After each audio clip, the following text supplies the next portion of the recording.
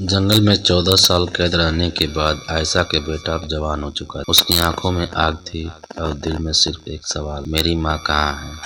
गांव के बूढ़े फकीर ने उसे सच बताया।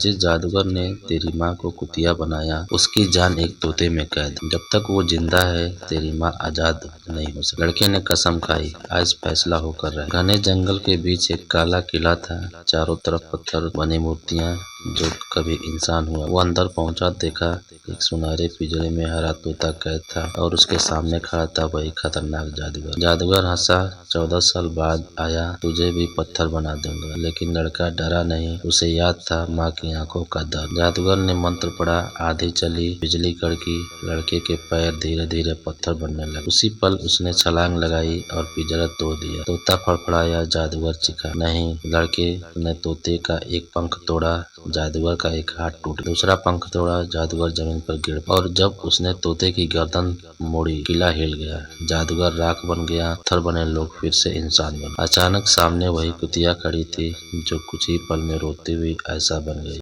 14 साल का इंतजार एक पल में खत्म हो गया। माँ बेटे की चीखती हुई खुशी जंगल की खामोशी को तोड़ रही थी।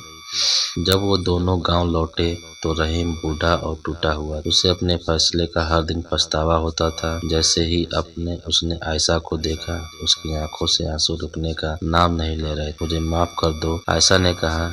जिस बाप ने डर में फैसला लिया, उसे उसकी सजा 14 साल बाद मिल चुकी है। और फिर सालों बाद वो टूटा हुआ परिवार फिर से एक हो गया। सौतेली माँ का लालच, जादूगर की ताकत, सब खत्म हो गया। लेकिन जो बचा वो था सब, हिम्मत और सच्चे रिश्तों का। सब्र करने वालों की कभी हार नहीं होती। अंधेरा चाहे जितना गहरा हो, उजाला रास्ता ढूंढ ही ले। कृपया ये कहानी कैसी लगी आप कमेंट में बताएं और चैनल को सब्सक्राइब कर लें।